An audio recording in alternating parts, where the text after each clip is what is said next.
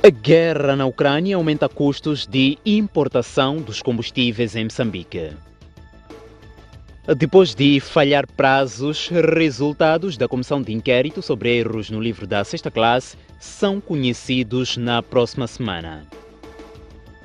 Vladimir Putin diz que o Ocidente ilude-se ao pensar que domina o mundo.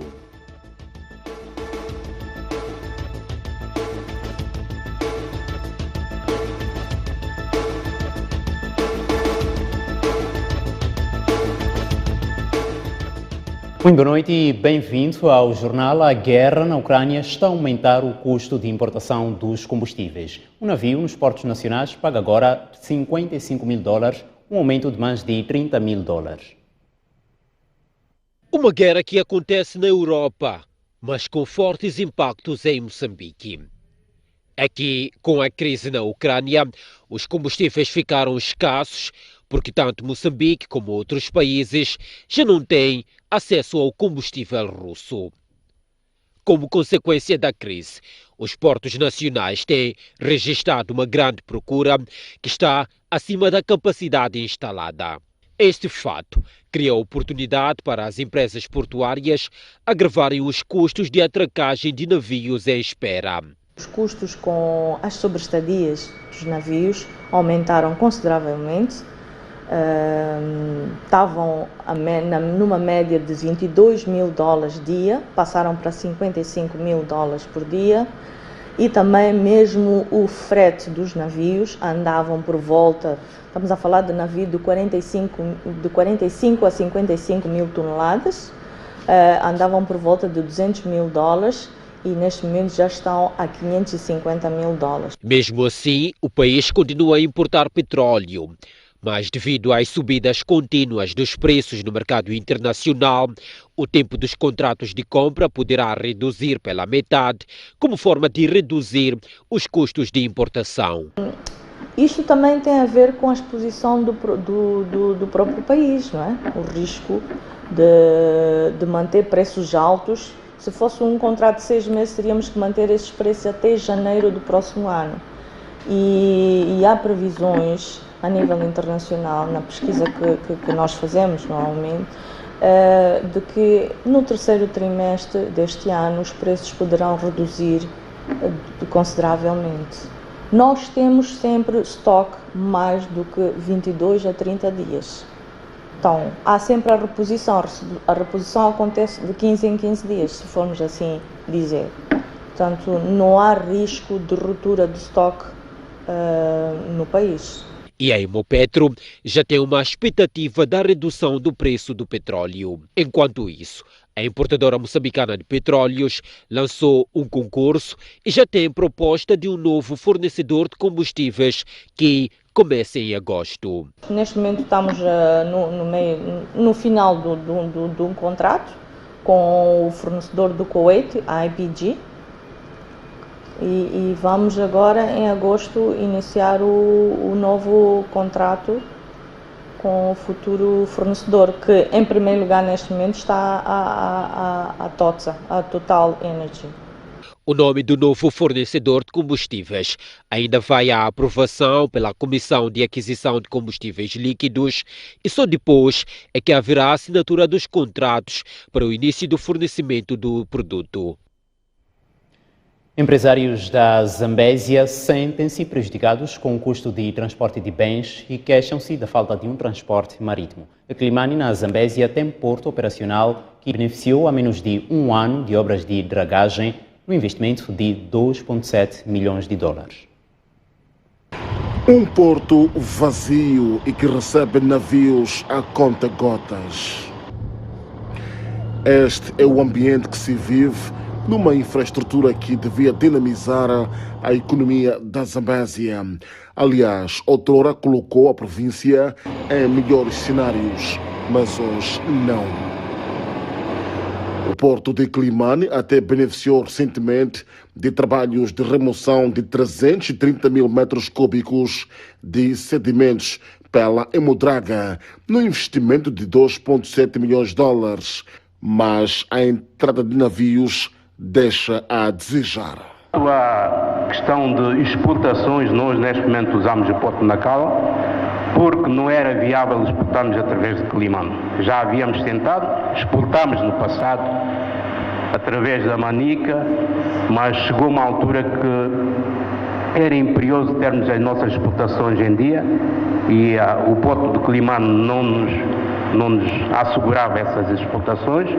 Espero que com essas tais reabilitações que surgiram, possamos exportar no futuro através do Porto de Quelimane. Eu vou dar um exemplo. Eu estou a importar uma mercadoria de Dubai para Quelimane e estou a importar uma mercadoria de China para Quelimane. Então, o que é que eu fiz? Essa de Dubai importei via Malawi. E esta mercadoria via Malawi vai chegar primeiro da China, passando o Porto da Beira. Serão 23 dias. E se eu fosse utilizar o Porto da Beira, demorava 40 dias. Isso porque disse uma coisa muito importante, que a frequência dos navios. Nós não temos frequência de navios. E não tendo frequência de navios, isso demora a rotação. E para Malawi há muita frequência. Então o que é que eu vou fazer? Importei via Malawi, a mercadoria chega no Malawi, faz a transição da mercadoria e faz o despacho em Milange e chega primeiro que se eu fosse importar para o Porto da Beira. São problemas como estes aqui levantados que fazem com que os produtos de consumo imediato sejam praticados de forma cara, se comparado com outras províncias do país, tornando assim um nível de vida bastante caro para a população. A Zambésia é uma das poucas províncias onde os produtos de consumo imediato são bastante altos, bastante caros. Muito caros. Falo do óleo e todos os outros produtos alimentares. Mas porquê? Porque chega a custos cada vez mais caros. A Estrada Nacional número 1 não está em condições. Obviamente que o frete subiu.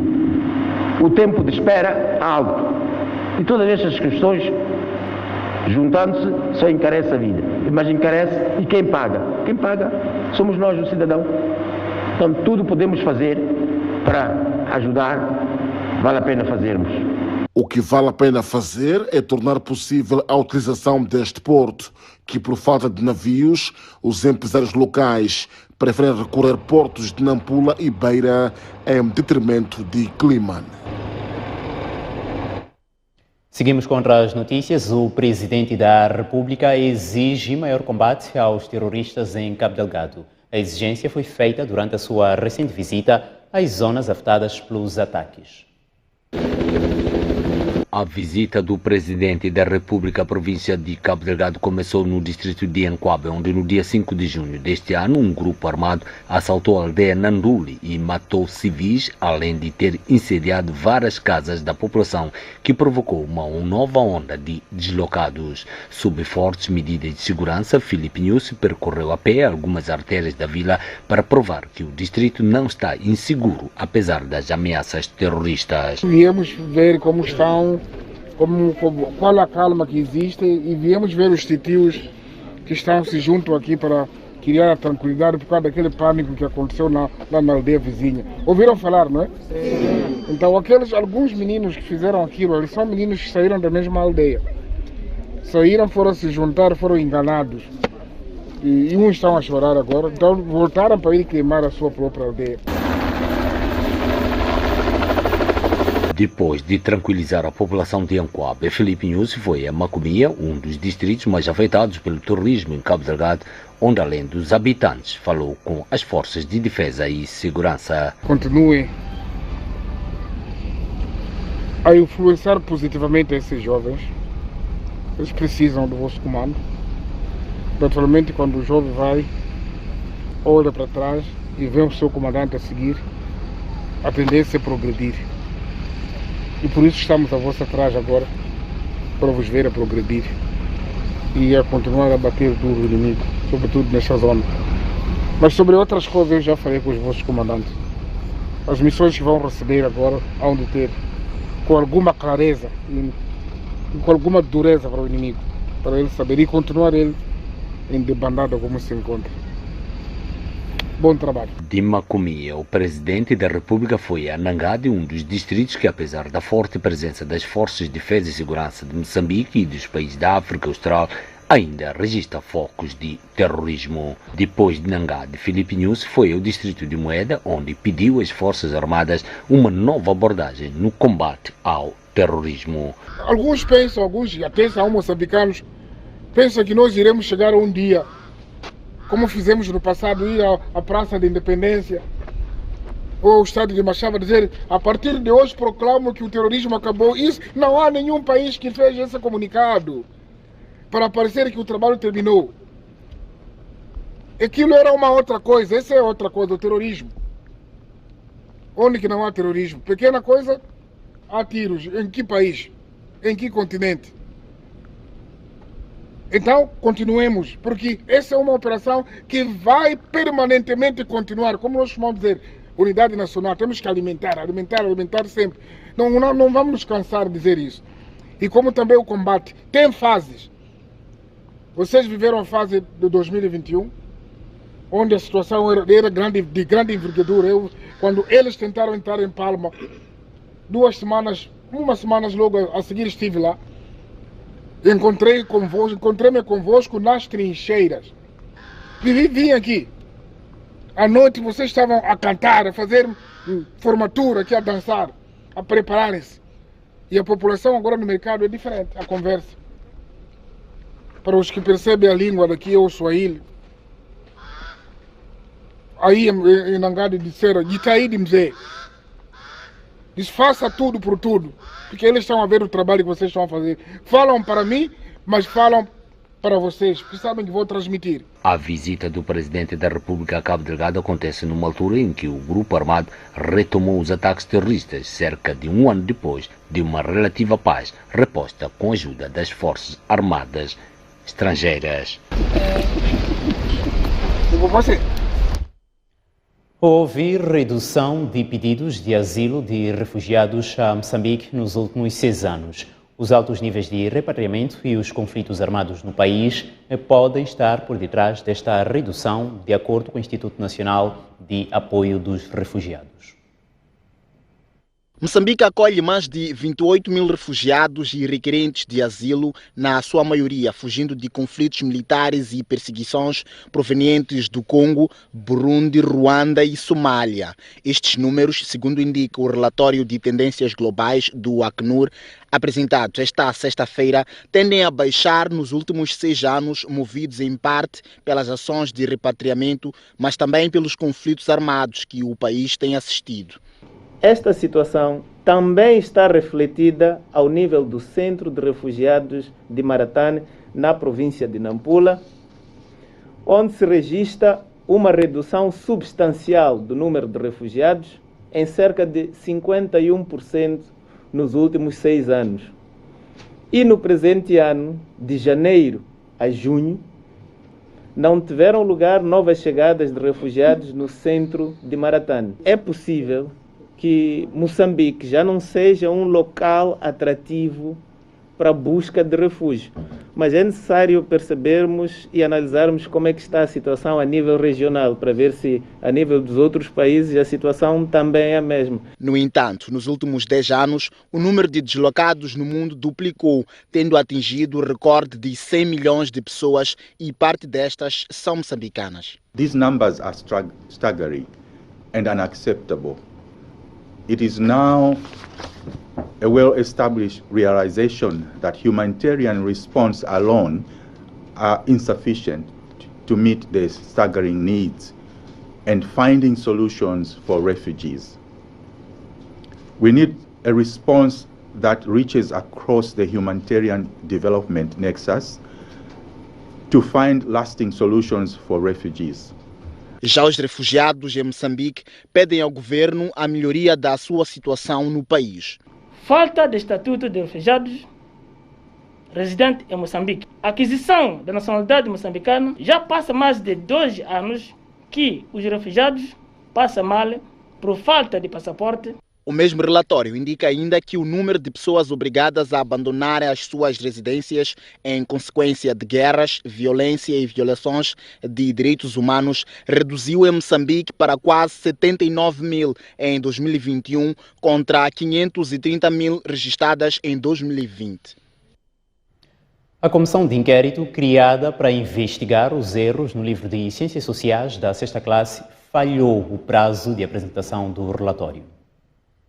O livro de Ciências Sociais da 6ª classe, com muitos erros, já foi retirado das escolas, mas não se sabe ainda quem é o responsável pelas inconsistências. 15 dias foi o prazo dado pelo governo à comissão de inquérito para apresentar resultados sobre os erros no livro de Ciências Sociais da 6ª classe. Mas até hoje, 17 de junho, ainda não se sabe ao certo o que terá acontecido. O prazo para que a comissão de inquérito, composta pelos Ministérios da Administração Estatal e Função Pública e da Educação e Desenvolvimento Humano, apresentasse o relatório, começou a contar a partir do dia 31 de maio e o resultado devia ter sido tornado público a 15 de junho. Na sequência do escândalo dos erros no Manual de Ciências Sociais da 6ª classe, foi suspenso o diretor-geral do Instituto Nacional para o Desenvolvimento da Educação, Ismael Nias, e o Conselho de Avaliação do Livro Escolar. Para que os alunos não parem de aprender, o governo orientou as escolas que usassem o antigo Manual de Ciências Sociais, o qual já tinha sido dado como descontinuado, devendo os professores adequar os conteúdos a um novo currículo.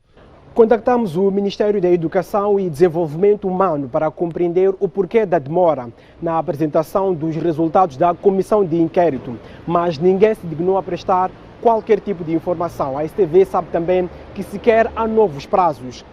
Para o efeito, Abdul Manissa e Dário Costa, para a STV. O Ministério da Educação reagiu na tarde de hoje, garantindo que os resultados da investigação às causas dos erros nos livros serão conhecidos ao longo da próxima semana. Sem avançar datas, o Ministério diz que reconhece a preocupação da sociedade, em particular dos pais e encarregados de educação, mas pede serenidade. Ainda sobre a educação, o distrito de Xibabava, em Sofala, conta com mais 30 salas de aula convencionais, com a inauguração hoje de 6 novas escolas capazes de resistir a ventos fortes. A saída destas salas de aulas, assim como o ponto final às aulas debaixo das árvores, foi graças aos esforços do governo e da República Popular da China, que financia o programa Mecanismo de Recuperação do PNUD no âmbito do Programa de Reconstrução pós-GIDAI, que está sendo levado a cabo pelo GREPOC.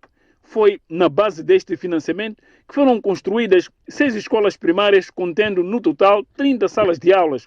Aquele sol, aquela chuva, aquele vento, aquela poeira que penetrava embaixo de uma árvore e tenda, sentando no chão, já não existirão. Por isso, em nome de todos, quero manifestar o nosso agradecimento. A ministra da Educação e Desenvolvimento Humano, que inaugurou as escolas no distrito de Xibabava, afirmou que as infraestruturas escolares construídas com capacidade para suportar ventos extremos vão contribuir para reforçar a necessidade de se criar um sistema educativo justo, inclusivo, eficiente e eficaz. A capacidade de cada uma das 6 escolas em referência é de 750 alunos, mas neste momento só estão inscritos cerca de 450 alunos em cada uma delas. Por isso todo o esforço deve ser feito no sentido de mobilizarmos mais crianças, mais raparigas em particular, para que frequentem as escolas, possamos ter pelo menos 3 turnos e que os nossos jovens, pais encarregados de educação, possam participar também no processo de alfabetização e educação de adultos. A expectativa do governador de Sofala é que as 6 escolas ora inauguradas venham a responder os anseios da população local na obtenção de competências nucleares de leitura, escrita, cálculo, análise e interpretação de textos, dotando-os de capacidade de compreender e interpretar os fenômenos naturais e sociais, bem como a aquisição de habilidades para a vida necessária a este nível. Refira-se que o PNUD tem estado a apoiar o governo através do GREPOC para a implementação do programa de reconstrução pós-ciclones. Na sustentabilidade económica, na reconstrução resiliente de infraestruturas sociais, mas também produtivas e habitacionais. Ao reconstruirmos, temos a obrigação que as infraestruturas sejam mais fortes, para que quando um ciclone venha, estejam aptas para aguentá-lo. É essa a lógica e é essa a nossa ambição. A empresa Aeroportos de Moçambique está a recuperar-se dos efeitos da Covid-19. A garantia é dada pela diretora comercial da instituição, que, no entanto, não responde se as contas da empresa saíram ou não do vermelho. No balanço feito no primeiro semestre de 2020, a gestão da empresa Aeroportos de Moçambique apresentou prejuízos na ordem de 22 milhões de dólares americanos por conta da Covid-19. No entanto, de lá para cá, houve o relaxamento das restrições, ao que perguntamos. Qual é a saúde financeira neste momento dos aeroportos de Moçambique? A saúde financeira da empresa Aeroportos de Moçambique tem estado a recuperar com a retoma. Todos nós sabemos que depois da Covid já estamos a começar a registrar uma retoma, tanto mais que o voo da Turkish, que é uma das companhias que estava em falta para retomar, já retomou hoje, iniciou o seu primeiro voo hoje. Agora falta-nos a South African Airways para retomar. É que as contas não estão tão no vermelho agora?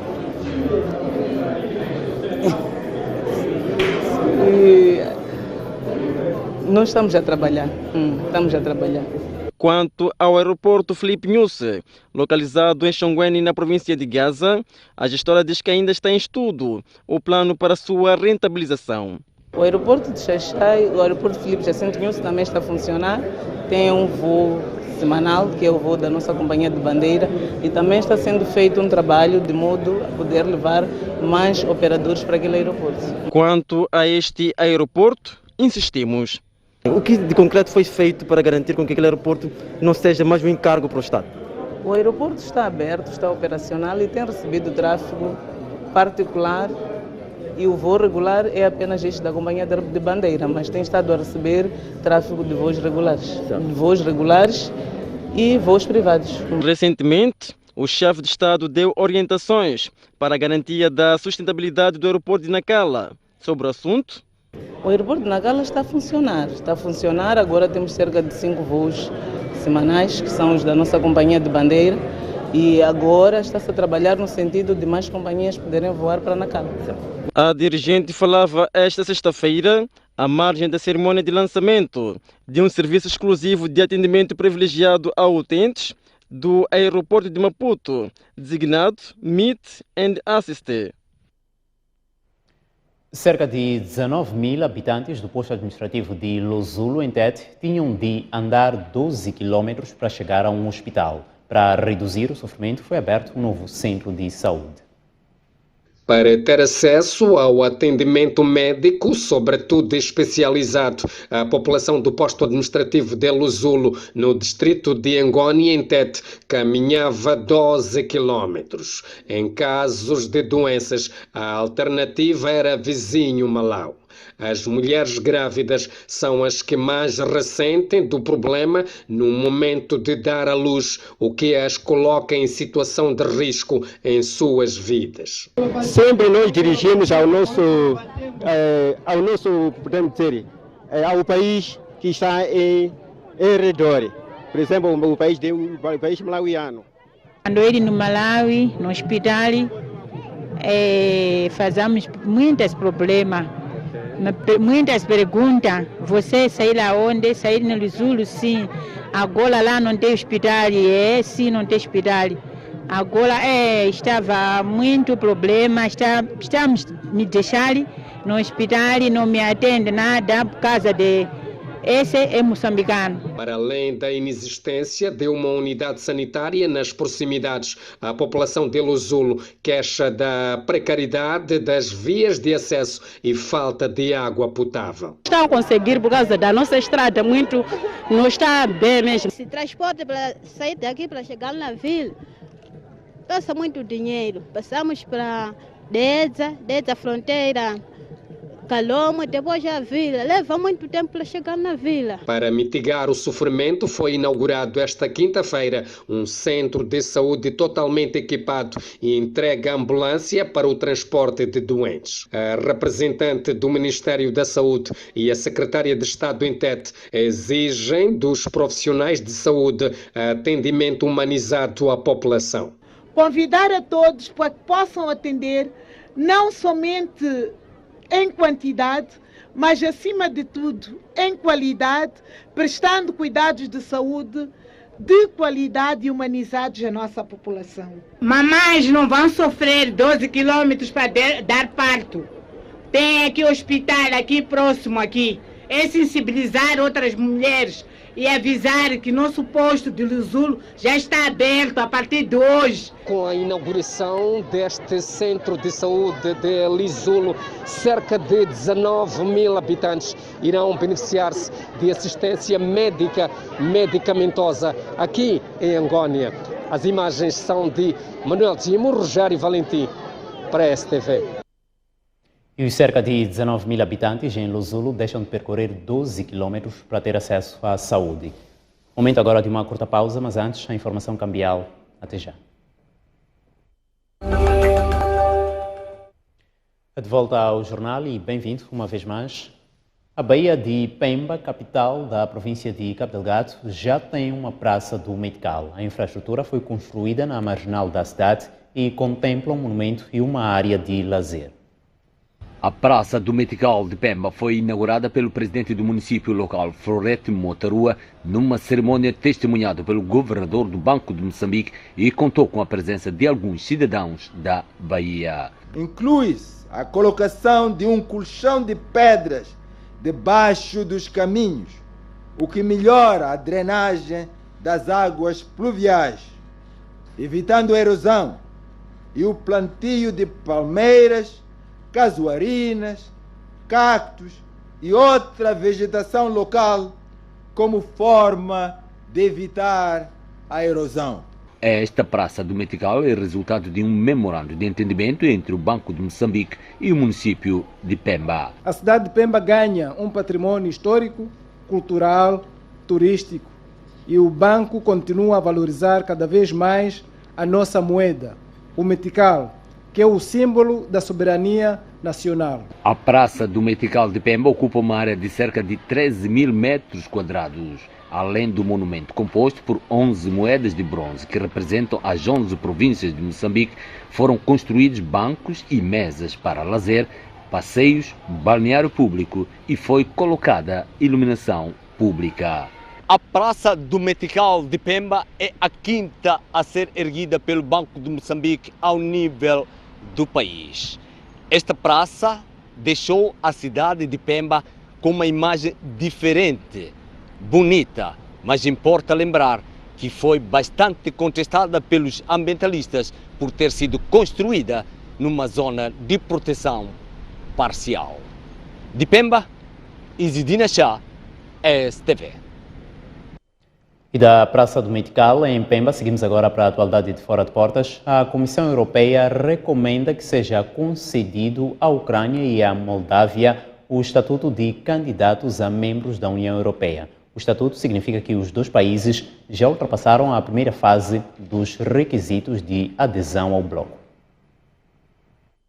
A Ucrânia viu seu pedido de adesão à União Europeia ganhar asas depois de, nesta sexta-feira, a Comissão Europeia ter dado nota positiva aos esforços que o país, liderado por Zelensky, tem feito para melhorar a sua economia. Temos uma mensagem clara que é: sim, a Ucrânia merece a perspectiva europeia e sim, a Ucrânia deve ser acolhida como país candidato, anunciou a presidente da Comissão Europeia. Ursula von der Leyen diz que, apesar de ainda ter que fazer algumas reformas econômicas e estruturais ambiciosas, a Ucrânia tem demonstrado uma notável resiliência com a estabilidade macroeconômica e financeira e aproximou-se gradualmente a elementos substanciais do acervo da União Europeia em muitas áreas. E mais, a chefe da Comissão Europeia refere que todo o processo é baseado nos méritos, pelo que, a esta altura, caberá à Ucrânia proceder a todas as reformas necessárias para cumprir os requisitos para adesão. Entretanto, a guerra na Ucrânia poderá dificultar a implementação de reformas econômicas. Para além da Ucrânia, a recomendação da Comissão Europeia para a atribuição de estatuto de país candidato à adesão da União Europeia foi atribuído à Moldávia. O presidente da Rússia, Vladimir Putin, diz que o Ocidente está a viver uma ilusão ao considerar-se o poder dominante na cena internacional. Num discurso no Fórum Econômico de São Petersburgo, na Rússia, Vladimir Putin disse que assiste a um agravamento das questões sociais e econômicas na Europa. Nos EUA, vemos constantes aumentos dos preços de bens alimentares e energia. Os níveis de vida dos europeus estão a diminuir e as suas empresas estão a perder competitividade, afirmou Putin. O presidente russo salientou que as mudanças na geopolítica, com o surgimento e crescente proeminência de novos centros de poder, são uma realidade que os países ocidentais se recusam a reconhecer. Ainda segundo Putin, a decisão de se iniciar a operação militar na Ucrânia foi difícil, mas forçada. E o exército russo está a defender os direitos do país e do povo de Donbass, pelo que todos os objetivos serão cumpridos. Ainda na atualidade internacional, o alto representante da União Europeia para os Negócios Estrangeiros, Joseph Borrell, pede às Nações Unidas para exercerem maior pressão sobre o regime talibã no Afeganistão. O pedido surge na sequência do deterioramento dos direitos humanos para as mulheres e crianças. Os talibã não cumpriram nenhum dos seus compromissos desde que chegaram ao poder a 15 de agosto do ano passado, afirmou Joseph Borrell num discurso por teleconferência perante o Conselho de Segurança da Organização das Nações Unidas. O responsável considerou ainda que a situação das mulheres e meninas é miserável no Afeganistão e a situação dos direitos humanos está a piorar. Daí a necessidade de uma pressão internacional sustentada para que reabram totalmente a educação para todas as mulheres. O mundo parece que se esquece do que se passa naquele país, onde é preciso defender os direitos humanos básicos, que neste momento não estão a ser respeitados, salientou Borrell. No Afeganistão, as escolas secundárias para meninas entre 12 e 18 anos de idade foram encerradas desde que os talibãs assumiram o controle do país. Entretanto, o acesso de estudantes do sexo feminino à escola primária sempre foi permitido. A reabertura sempre foi um dos principais pedidos da comunidade internacional para reconhecer o governo dos fundamentalistas, que também impuseram inúmeros obstáculos ao exercício profissional das mulheres em todos os tipos de atividades. Agora é desporto. O Moçambola 2022 regressa este fim de semana com disputa da quarta jornada, depois de 3 semanas de paragem. Ferroviário de Maputo e Black Bulls é o jogo de destaque. O Costa de Sol antevê um jogo difícil diante do Ferroviário de Nampula. Os canarinhos consideram que a equipa que melhor se apresentar em campo poderá sair-se vencedora. Muito se diz e escreveu sobre a paragem do Moçambola para dar lugar aos compromissos dos Mambas. Do dito e escrito, constava que o interregno prejudicaria as equipas que até aqui somam por vitórias nos jogos realizados, como o Ferroviário de Nampula, União Desportiva de Songo e Costa de Sol. Entretanto, o técnico adjunto dos canarinhos, Tiago Machaís, prova que ouvir dizer não se escreve e muito menos se fala na sua equipa. Ao longo desta paragem acabamos por corrigir alguns erros cometidos nas primeiras 3 jornadas e procuramos harmonizar o técnico e tático daquilo que não nos correu perfeitamente nos 3 primeiros jogos, e acho que agora estamos se calhar muito mais melhor do que estávamos nas primeiras 3 jornadas para termos que encarar o nosso próximo adversário na 4ª jornada da melhor forma possível. O jogo contra a Ferroviária de Nampula será no campo da Black Bulls, um treino alheio que pode ser favorável para qualquer das equipas. Nós estamos no nosso treino, né? O treino de uma outra equipa. Difícil será, porque eles também vêm com aquela mentalidade que não estão a jogar em casa, também podemos jogar apertamente. Mas eu acredito que a equipa que se comportar melhor, ter menos erros, será vitorioso, né? Neste caso, nós desse lado faremos o nosso melhor para ser uma vitória. Este é o desejo que a sua materialização será acompanhada este sábado a partir das 14 horas na STV Notícias. Mas o intervalo à vista, mas antes o tempo para amanhã, sábado, é de praxe. Começamos pela zona sul do país, onde se prevê céu pouco nublado a limpo. Prevê-se também neblinas ou nevoeiros matinais locais, vento de nordeste a noroeste fraco moderado, soprando por vezes com rajadas. O dia prevê-se ainda com temperaturas frescas. Para Maputo, 10 graus Celsius de mínima e 28 de máxima, 11 de mínima para Xai-Xai em Gaza e 27 de máxima, e para Inhambane, 17 graus Celsius de mínima, 26 de máxima.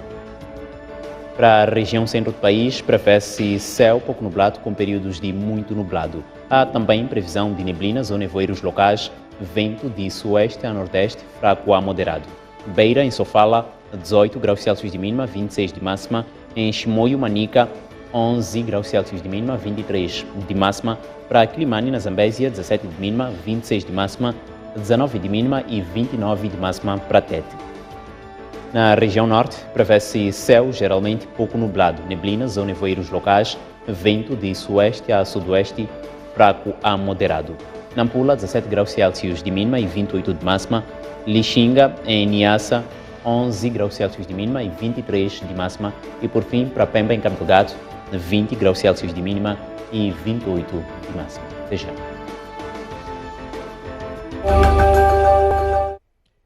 De volta ao jornal, hoje é sexta-feira, sabe que à sexta-feira temos o espaço de comentários com Tomás Vieira Mário.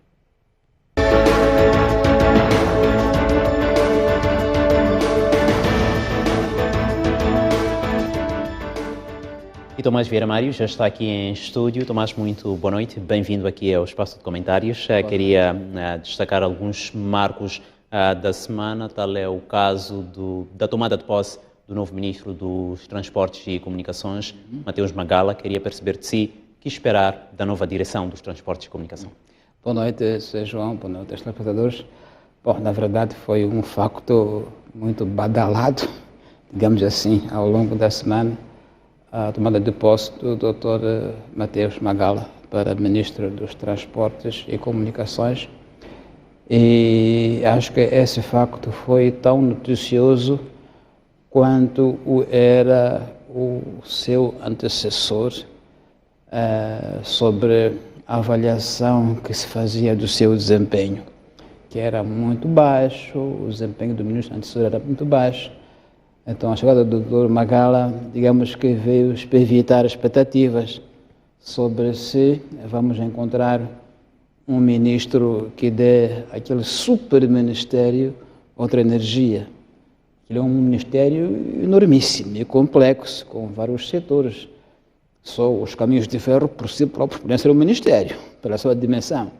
Depois tens as telecomunicações e tens transportes, também são uma grande área, rodoviários, aéreos. E, portanto, o Dr. Magala chega numa altura em que o Ministério estava a precisar de alguma energia nova, não é?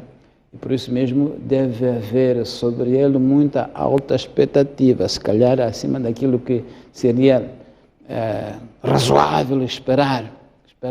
Também porque o Dr. Magala, para onde esteve cá há pouco tempo, como quem diz, algum tempo atrás, com o PCA da EDM, de Moçambique, e que veio um pouco com a missão de reanimar uma empresa que estava quase em coma, não é? E, pelos vistos, teve sucesso nessa operação.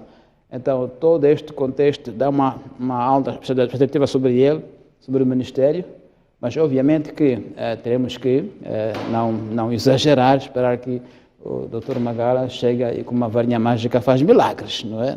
Não pode ser assim, senão depois também nos frustramos em algum momento, não é? E é a pessoa certa para o Ministério?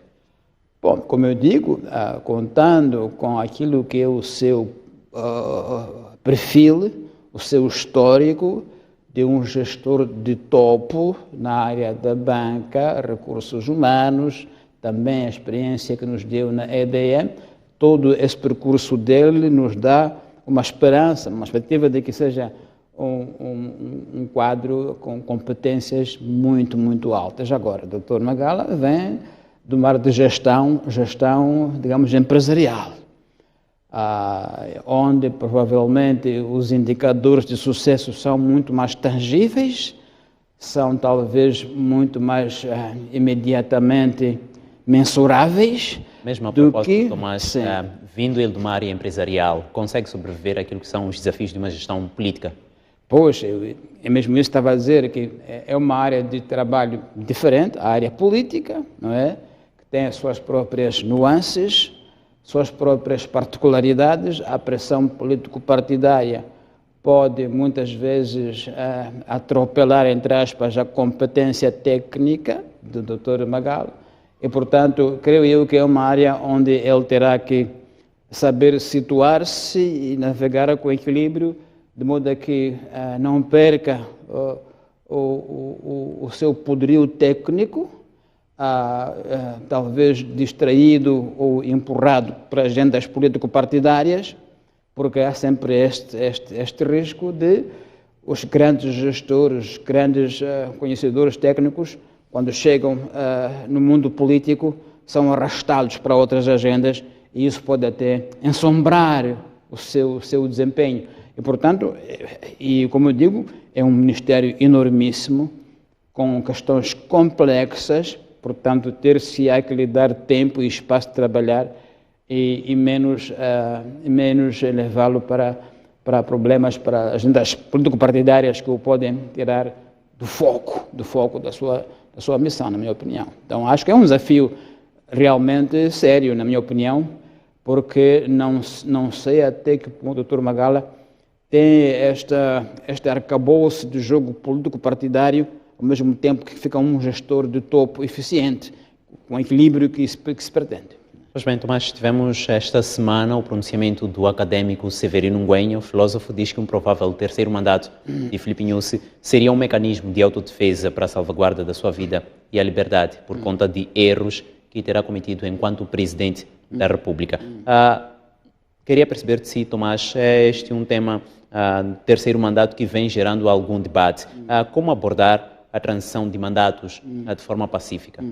Na verdade, foi um tema que também foi muito badalado ao longo da semana e com razão, porque é uma questão central da nossa governação, da estabilidade ou não do nosso país, até do nosso próprio futuro como nação estável e com uma previsibilidade na sua gestão política. A questão que coloca o professor Ngüenya é uma questão extremamente sensível, mas ainda bem que foi colocada como foi colocada, sem subterfúgios e com clareza, para que a abordemos de forma franca, se for assim o caso, porque tem a ver com como é que nós podemos, como Estado, como sociedade, chegar a um nível em que as transições entre mandatos sejam uma normalidade, sejam algo normal, suave, não sejam sempre momentos de crises como tem sido. Ainda não chegamos a esse nível. Estamos muito longe desse nível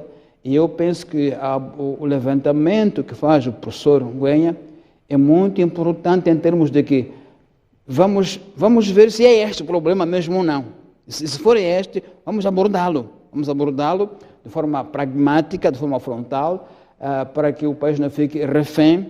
Em cada 10 anos vamos ter que discutir sucessão, sobre se a sucessão vai ser ou não pacífica, se muda ou não a Constituição da República. Então temos que encontrar um ponto de equilíbrio, uma vez por todas, para que esta questão não amarre o país todas as vezes que acaba um ciclo de governação. Então penso que é um tema importantíssimo que deve ser abordado, como eu digo, de forma transparente e segura, para verificar se é um mecanismo de segurança dos chefes de Estado após o mandato que deve ser estabelecido ou é um sistema de perdão.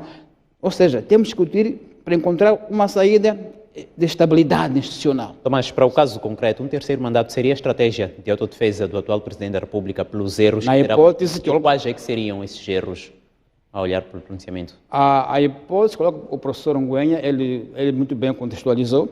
Vimos agora a questão das dívidas ocultas, das dívidas ilegais, não ocultas, dívidas ilegais. Vimos como é que a crispação partidária foi evidente em pleno tribunal, quando o presidente Guebuza, em tribunal, mostrou que estava, digamos, a responsabilizar o Ministro da Defesa de todo o processo das dívidas ilegais. E mais do que isso, o Ndabi Guebuza foi muito mais vocal, muito mais enfático, até acusando o presidente Nyusi de que estaria envolvido num esquema para envenenar a família do presidente Guebuza. Tudo isso são questões extremamente graves, ditas por quem as disse e naquela instância judicial. Portanto, isso é uma indicação clara de que a situação não está bem. E se não está bem apenas entre os dois líderes, não está bem para nós como sociedade. Portanto, que é um tema realmente de grande impacto nacional, que o partido político, neste caso o Partido Frelimo e o outro, devem discuti-lo de forma franca e aberta para que libertem a nação deste respirar cortado, deste medo e desta hipótese de novos conflitos, porque é, de facto, um potencial de novos conflitos que nós temos que gerir com toda a clareza, mas com prudência também. Pois bem, Tomás, continuamos a conversa daqui a pouco no Noite Informativa. Queremos desde já parabenizá-lo pelo lançamento do seu mais recente livro baseado nos comentários aqui na STV. Estivemos, portanto, no espaço de comentários com Tomás Vieira Mário.